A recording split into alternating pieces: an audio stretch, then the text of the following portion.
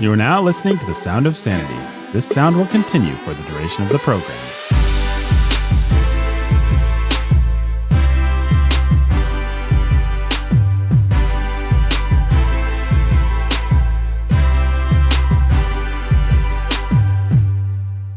Hello, listener. Welcome to Sound of Sanity. I'm Nathan. I'm your humble and obedient host. And sitting right to my right, it's Jake. Hey. The pastor who's a master of sanity. And sitting to my left, we have the preacher who's a teacher of sanity. Jake, why don't you tell the people about him? It's Ben.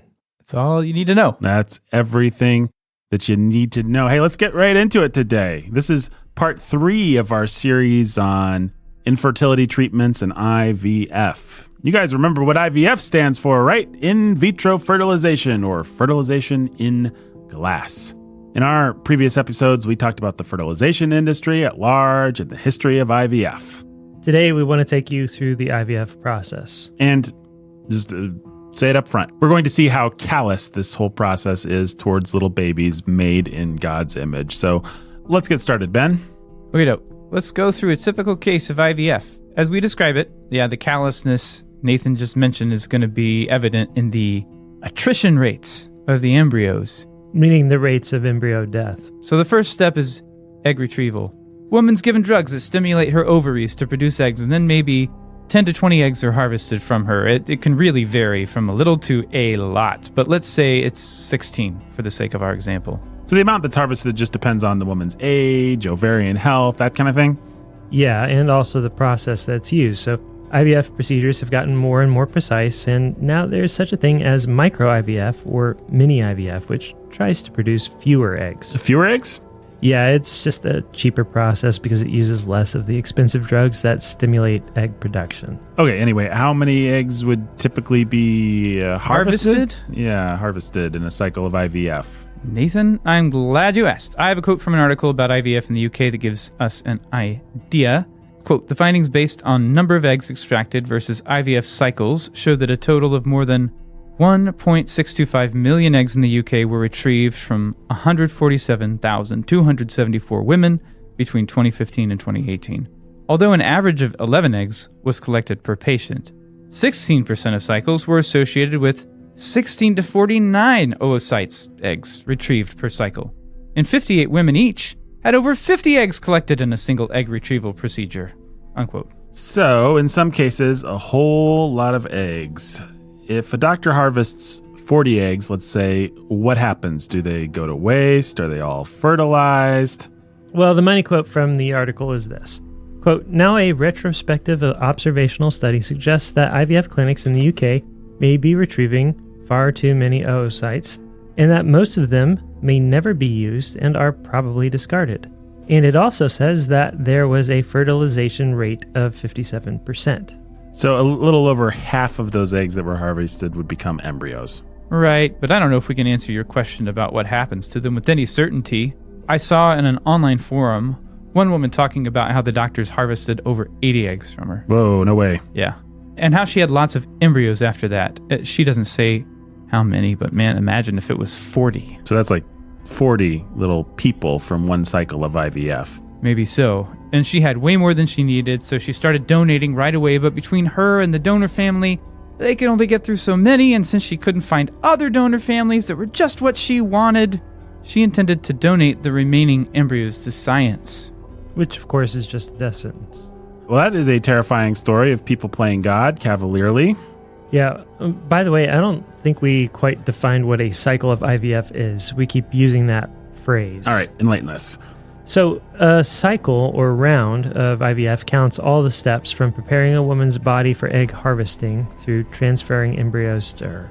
And the way the term is generally used, any number of transfers are counted as being within a single cycle, as long as those embryos were created from a single harvest of eggs, if that makes sense. I think so. So a cycle could involve lots of eggs and lots of embryos and potentially lots of babies born. Right. In other words, it could end up with a lot of babies actually being born because you made enough embryos to make it happen. Okay, that's helpful to keep in mind as we move on to the next stage of the IVF cycle in our hypothetical example. Ben, what's the next step? Okay, next step is that the 16 eggs that we said were successfully harvested are tested for chromosomal maturity. Just basically, is all the genetic material well developed enough for us to keep this egg? 80% on average are mature enough to be kept for fertilization. Yeah, so in our example, let's say 13 out of 16 eggs make the grade. Unlucky number. Yeah, 16 is the worst. So now we get to it. Doctors would take those 13 eggs and attempt to fertilize them. And that fertilization process has a 70 to 80% success rate. So out of the 13 eggs, there might be like 10 successfully fertilized. Right, so that would be 10 new human beings that just have come into existence. They'd be left to develop for 1 to 6 days. And I'm going to make a guess here that some of them don't make it. That's right. This is the first place where, because you've brought these little human beings into the world in a way that's unnatural, you've made them especially vulnerable to dying. And it's your fault that they're vulnerable, and that some of them are in fact going to die. It's the first place out of many such places, as we'll see, where these little ones can or will die. Between days 3 and 6 of this development phase, 50 to 70% of the embryos will die. Okay, so if I'm tracking with our example, we had 10, so maybe we lose 5 and have 5 remaining? Yeah. Okay, so what's next? Well, next comes a selection of which ones to either transfer to the mother right away and which ones to freeze for a later transfer. So this is all making me want to throw up, but here we are, and we're going to either freeze or transfer the 5 embryos we have left in our hypothetical. Yeah, so an embryologist will examine the 5 for quality. His judgment will determine which survive to be transferred or frozen and which are too poor to save and ought to just be destroyed. So he simply has the power of life and death over these kids. Yep, that's just standard operating procedure. He consigns these embryonic children to death based on his assessment of the quality of their development. So, I mean, not to sew it on with an iron thread, but we're just playing God here, folks. Yeah, we are. Now let's say he destroys one of the embryos. Oh, it's too poor. There would be 4 left, and they're at a fork in the road. Probably some will be transferred right away, fresh, quote unquote, into a womb. And likely it will be their mother's womb, but it might also be the womb of a surrogate. Oh man, so surrogacy is a whole nother issue that we could do an episode about, and maybe we will sometime. But let me just make sure that everybody's tracking with the IVF process so far. So we've gotten to the point where embryos are either going to be transferred to a womb or frozen. We've had just 4 survive so far. Yeah, so this is the chance for some of these embryos to finally get to the place where they're meant to begin life, mother's womb. And let's say that 2 of our remaining 4 embryos are going to be put there in their natural environment. Why 2? Why not just 1? Well, simple answer is that it's unlikely both embryos will be able to implant in the uterus and come to term. But it is possible to implant just 1. It's also possible to implant like 3 at a time. I mean, it kind of depends on how the given fertility clinic does things, because the embryologist can look at the embryos and say, these embryos, they're all less likely to survive, so I'm going to put in 3 or even 4. And that used to be more common, to put in a lot at a time. Now It's probably more common to put in 1 or 2. So for the sake of our hypothetical, we'll say 2 are transferred into the mother and 2 are frozen. Yes, but there is another step that could come before that's decided. You remember that PGT, pre-implantation genetic testing stuff? Oh, how could I forget? That's what our old friend Dr. Robert Edwards helped lay the groundwork for. That's right. So some women have their embryos tested that way. Fertility clinics heavily recommend this testing to women over 42 because their eggs are less likely to be high quality, and therefore the embryos created out of those eggs are less likely to be high quality. Yeah, one clinic's website claims that there's an 80 to 85% chance that women 42 and older will find a chromosomal abnormality in one of their embryos through this testing. Now, to be clear, chromosomal abnormality doesn't necessarily mean that your kid's going to have a significant birth defect. It just means it could.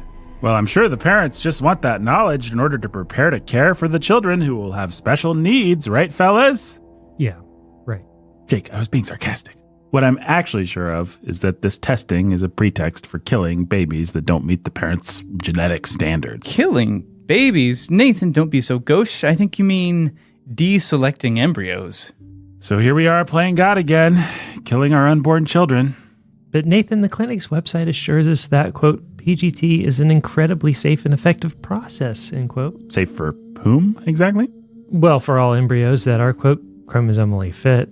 end quote, which is the clinic's term, not mine. Eugenics again. Yay!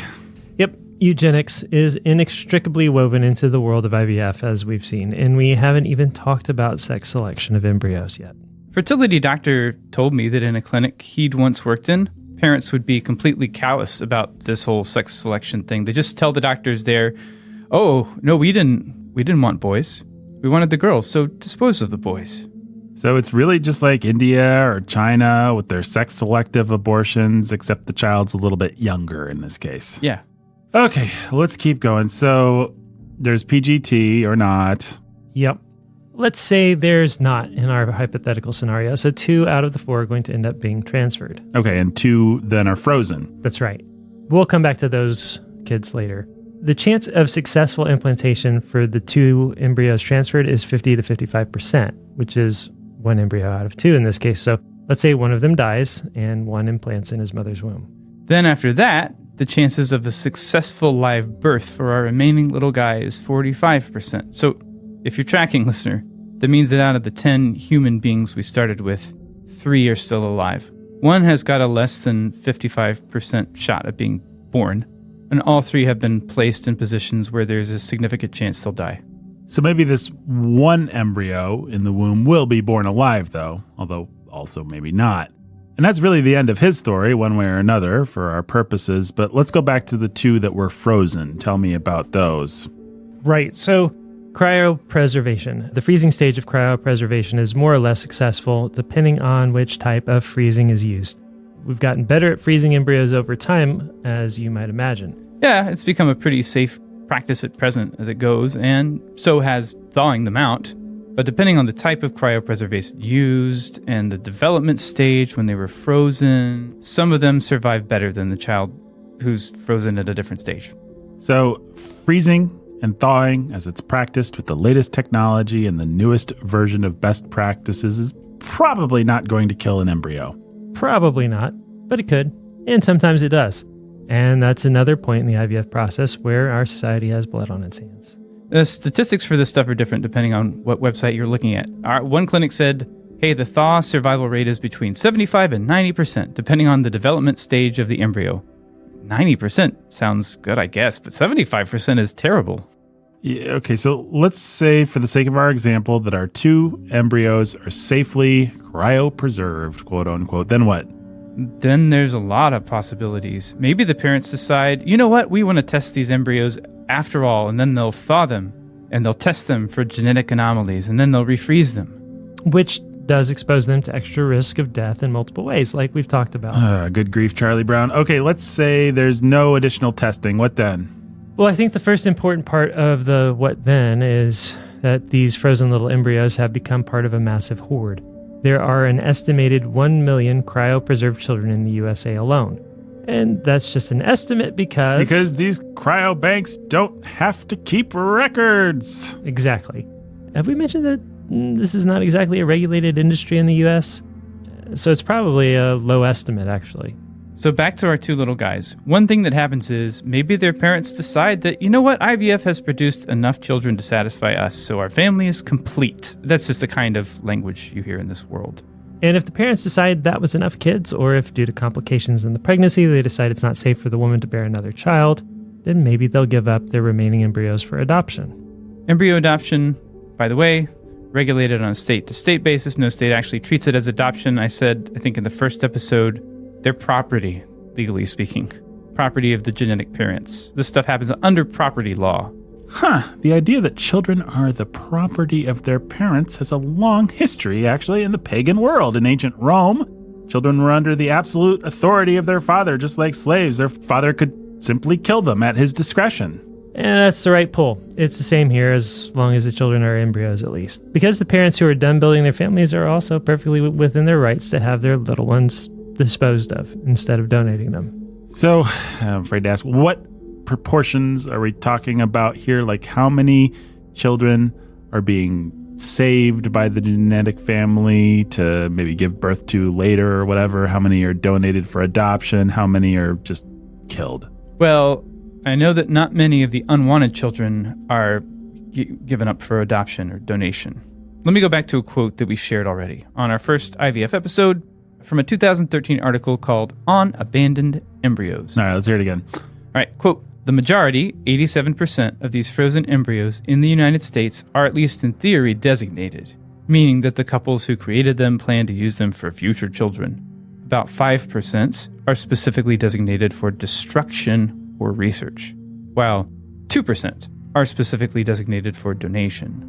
And then the author makes a side note. Yay, side notes. He says, quote, this fits with the correct observation by the pro-abortion camp regarding adoptions in general, embryo adoption or conventional adoption, that most people would rather abort their unborn offspring than let somebody else raise them, unquote.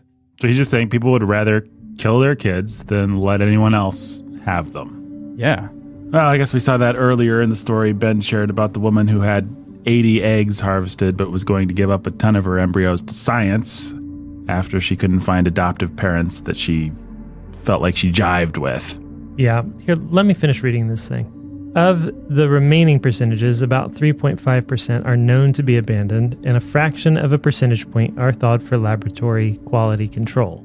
That's hard to forget. Laboratory quality control. That's right, and let's just repeat ourselves about designating embryos for research, donating them to science. Let's remember that what we're talking about is sacrificing children's lives for medical advancement. Well, what about the 3.5% that the article was saying are, like, abandoned? What happens to them? I mean, I don't know. We're not sure how long an embryo can survive frozen. Maybe they'll slowly disintegrate over time, and that's how they'll die. Cryopreservation doesn't work for an infinitely long period of time. Well, shouldn't the legal system be stepping in to, like, rescue them or something? And why would the legal system step in at all, Nathan? It's just property being stored by private companies, being paid an annual fee to keep that genetic property frozen. There's no issue as far as our legal system is concerned.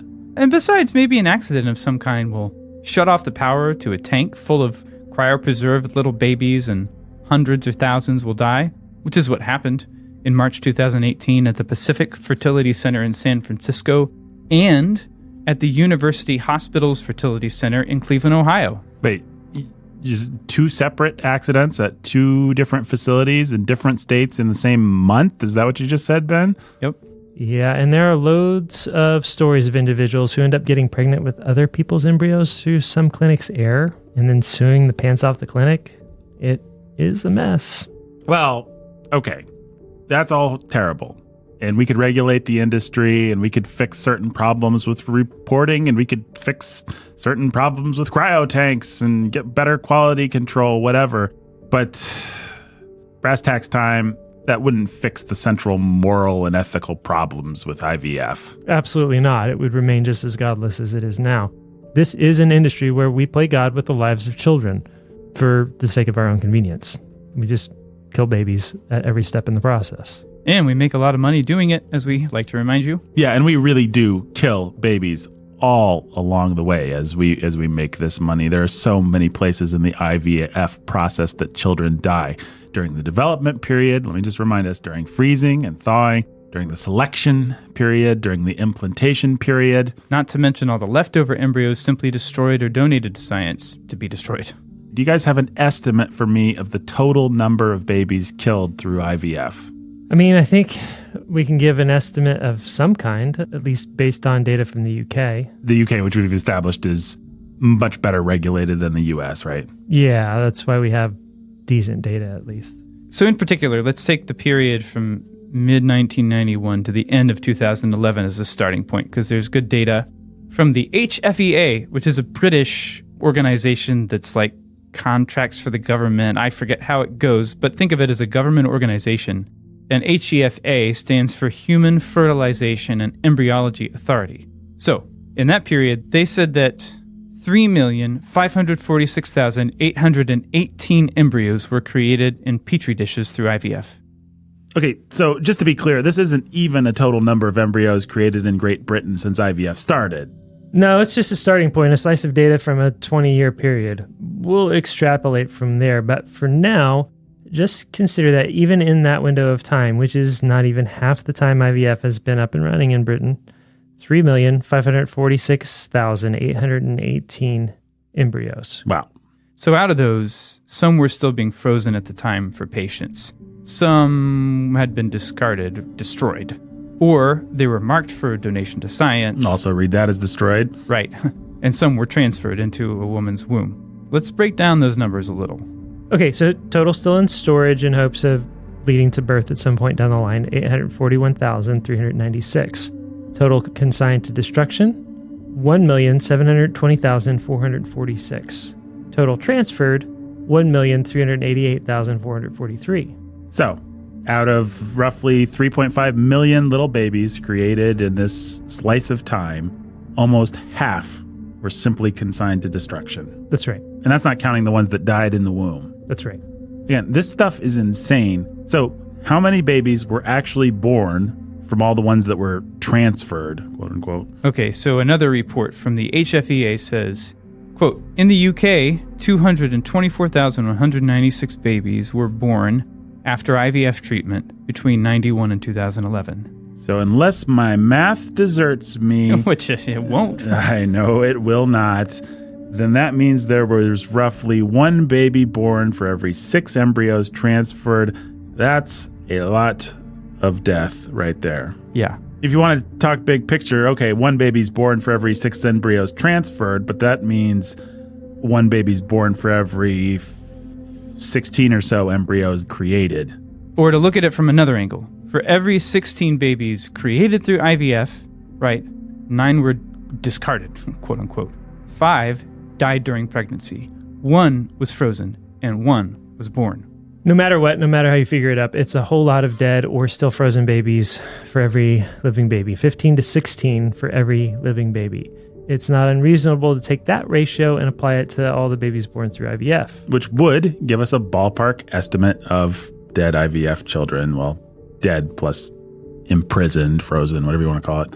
Imprisoned in freezers, yeah. Right.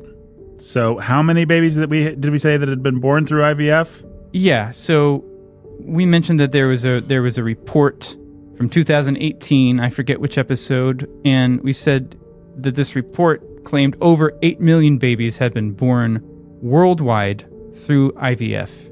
And it's almost 4 years now since they made that report. IVF has only accelerated. So I don't know where we are now. 9 million, 10 million? Yeah, so if we apply our ratio to the 9 million number, say, we can work backwards to a total number of 142,380,000 embryos created to over 142 million little ones bearing God's image. And if we guess that, like in Britain, roughly half of them were simply discarded, that's around 70 million, not counting those that died in the womb, which would be another 45 million more. So that's 135 million total dead. Then there's all the millions and millions in the freezers. Right. Then there's the fact that this isn't regulated everywhere, not regulated the same. So who knows how good the ratio of birth to creation is in, say, the U.S.? Yeah, think about the U.S., think about other countries with older technology. I'm guessing these numbers, we're spitballing our low estimates. So there's a reason it's not regulated here, right? Where there's regulation, there's going to be more accountability. We don't have that kind of accountability. So maybe these are really low estimates of how many embryos have actually been created. Okay, we've done 3 episodes, guys, and we've thrown around so many terms and we've talked about so many things, and we've, in our lovable manner, we've pretended like you gotta wait till the end to get to our actual point of view on this whole thing. But I think our point of view is pretty clear, right? I think so too. Yeah, just stay away from it. Have nothing to do with any of it. Now, there very well may be listeners who have participated in this process, who have given embryos, who have used this to have children and then have other children that were created that are in storage somewhere. What would you guys say to those people? There's different levels of culpability in some sense, because there is a conspiracy in our society to lie about these things and hide the truth of what's going on. The lying and deception has been covering these practices since the very beginning, right? Like people at the outset, like we talked about, were participating in it without knowing they're participating in it. Mm-hmm. It's one thing to give up an unfertilized egg to science. It's another thing to do that knowing that somebody is going to inseminate that egg with their own sperm and then kill it, and then kill the baby, the resulting baby. right? Yeah. For instance, which is one thing that was an essential part of the development of this scientifically. Yeah. So you have all of that sort of thing surrounding this, and then people lying about these are fertility treatments, right? These are about fertility, and that's the language that's used. And so, I'm not fertile, I want to have a baby. Well, there are options, there are fertility options, there are ways that we can make that happen for you. They're moral, they're ethical. This is the kind of thing that we tell you, this is the kind of thing that we sell you. We have the AMA having redefined conception to align with implantation. So you're allowed to talk, if you're a doctor or a medical professional, you're allowed to talk about these babies as embryos in scientific terms and not as conceived children because they've not been implanted in mother's womb yet. So they're not viable, they're nothing, they're property.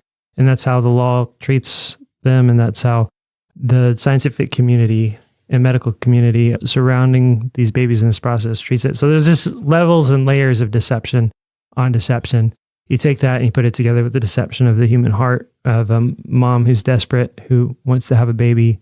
And yeah, everything we're talking about is evil. Everything we're talking about is morally culpable. But as Ben said, there are differing degrees of moral culpability. And then there's a reality too that God's mercy extends to everyone who comes to him through Christ. There's grace for everyone who repents of their sin. So part of it is accepting and embracing the reality that this is sinful, that the actions taken are sinful. If you do that and look it square in the face, you can repent of it. And repenting of it, you can be forgiven. Yeah, it would be the same thing if we were talking like we do on World We Made about abortion. Well, the gospel is for people who've had abortions. Who's it for if not for them? I mean, they need the blood of Jesus to cover the blood that they've shed. And the point of these episodes is not to beat you down if you've done this or been a part of this world. The point is that you would know this and look it in the face and turn away from it and turn to Christ and realize that these things are not compatible with a Christian profession. Like, they're not compatible with the gospel. Okay, anyway, big picture. This is an evil industry, a murderous industry, an unregulated industry. I don't want to be insensitive. I know people have real fertility problems, but basically, you should have nothing to do with the fertility industry. End of story. End of episode. Well, Nathan, as it happens, my wife and I are doing embryo adoption. So, okay, this is the part where the devil's advocacy alarm goes off, I guess, but I'm not going to subject this tender real life issue to that. But Ben, we've just spent 3 episodes talking about how evil this industry is and how bloodthirsty it is. The big twist ending of our series is that you guys are participating in it. What's with that? Well, we're not participating in it any more than Christians were participating in fathers in ancient Rome killing their babies by leaving them for the wolves to eat outside the walls. Those Christians went and rescued the babies. Rescue is what you're doing when you adopt an embryo. You're rescuing them. They came about through a dark, evil scientific process that never should have been done, but we're rescuing them. We're not supporting the assisted reproductive technology industry. By God's will, actually, millions of kids have been born through IVF. And God has ordained it that this awful process would produce children. Okay, but Ben, I understand you're rescuing them, but you're also giving money. You're helping, aren't you? Isn't there a sense in which you're perpetuating this system? No. Like you don't go to the black magic sorcerer and give him money. Let me present you with the dilemma, okay? Because this is what you're saying. You have the wealth and the means. Let's go back 200, 300 years. The slave ship arrives from Africa, and there are families being split up, and there are children being separated from their parents. And you have the means to step in and reconnect the family or to pull some of those children out of slavery. Okay, you have the means, you have the inclination. Are you really trying to say that you shouldn't do that because the money goes into the hands of the slaver, therefore these families should be split apart? Well, I mean, if I wanted to make the argument, I could say, if Mr. Cruel Jerkington is now going to have more money to go split up more families. But what about this family? Does this family matter? That's it. That's the level that we think about this. It's a dark, perverse industry, but these children are made in God's image and they matter. They're locked away in freezers and they matter. They matter to God. And a Christian sees through the scientific terminology, the words like embryo, and sees someone made in God's image who's in distress, who's locked away, treated as property and as a slave, and says, I want you. I want to save you from this. I can't do it all. I can't turn this industry on its head. But this one baby set on the hillside, this one family coming off the slave ship, this one child locked in a freezer, this one I can make a difference for.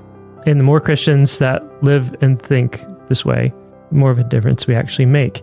And okay, we can't do it all, but this one matters. This one matters to God. The two in Megan's womb matter to God. And God sees. And there is no child locked in a storage facility.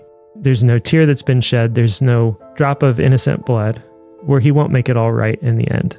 But this is one little way that he makes things right before that day.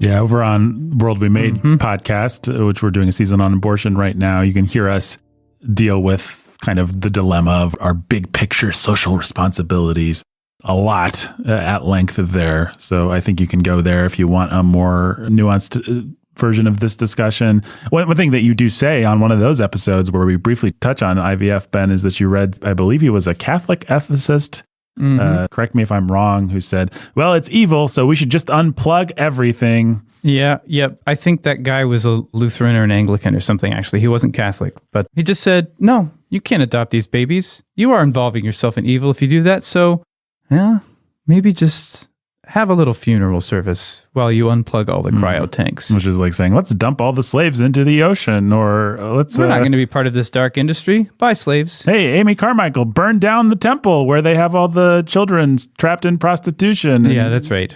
Kill them all. Oh, did an evil king steal your babies? Well, torch the whole thing, I guess. Right. Don't pay that evil king a ransom, for sure, because then you're supporting his evil kingdom. Yep.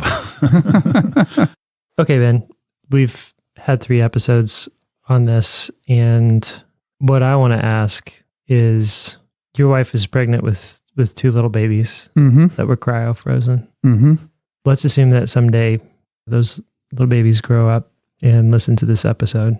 What do you want them to know? That's a really good question. What do you want them to hear? I want them to know that we loved them and wanted them, and that we're their parents. We're their mom and dad, and that God put us in their lives. I don't see any way around them reckoning with, nor do I want to hide from them, the story of their origins. And I think our kids are going to want to know why their genetic parents rejected them. And I don't mean that we're going to teach our kids that their parents rejected them. That's not what I mean. What I mean is the reality of the circumstances will make them realize that on some level, they were not chosen to be part of their family of genetic origin. They were, in other words, factually speaking, rejected, and they'll feel that on an emotional level at some point. I guess we could try to hide the truth of their story from them, but of course I'm not going to do that. I'm not interested in hiding the truth of their adoption from them. And so when they feel that way, when they feel that pressure and that sense of the loss of their birthright, their original genetic mom and dad, we want to be able to talk with them about that and to help them navigate that relationship with their genetic parents. We actually have an open adoption, and we've just begun a little bit of communication with the genetic parents. And we hope that that relationship grows and becomes sweet, and that we can get to know them better, and that they can play some role, whatever it is, we don't know yet, in our children's lives. And that can be kind of a healing thing for our kids to have, to help them connect the dots of their own origins. And all kids who are adopted on some level have to deal with that sense, that reality of, I was not chosen. I was, in fact, rejected. I lost something that's mine. And you have to help all adopted children navigate that and figure it out. as best you can. The relationship between parents and children has always been split apart in various terrible ways by many things. This is just a more perverse scientific version that fractures things earlier at the point of genetic embryonic development. So we want them to know and reckon with that, and it's kind of a question of how we'll train them, how we'll teach them, how we'll tell them their story. But we want to help them face it with hope and know that at the end of the day, they do have parents who love them and want them, and that's God's hand in their lives. And life is complicated and it's hard, but God is good. And even more than that, this is a reflection of what God has done for us in Jesus Christ, in bringing us into his adopted family, making us his sons and daughters. And that's what I want my kids to know, is I want them to see that there's a divine version of adoption that's more important and more fundamental to our humanity and our identity than even what my wife and I are doing, have done for these little ones. God has adopted us into his family and made us a permanent part of his family and given us the rights of natural children, just as though we'd been his faithful and obedient son, Jesus Christ. We weren't. We didn't deserve to be brought in, but we've been brought in by the blood of Christ. That's a beautiful, actually, part of our identity and our story and who we are. And it's not something to be ashamed of. It's something to be proud of. Since Adam and Eve, we have been trying to play God. We mess it up, we mess it up, we mess it up. We make it bloodier and worse. We cover our hands in blood guilt. And God reaches into the darkest places and redeems us. We've spent 3 episodes talking about how dark and evil and depraved this little corner of the world is. And part of why we've done it is because God is working through you to step in even to that place and redeem, to save. And it's a perfect picture of what Jesus did for us. Yeah. And so even though there are tragic breaks between parents and children, and like I said, between, in this case, genetic parents and their genetic children, and it's something that's not natural, it's not good, it's a result of sin, it shouldn't have happened, this process shouldn't have been created, it's like black pagan magic, except science. It doesn't determine your story. What determines who you are is God's choice of you in Christ.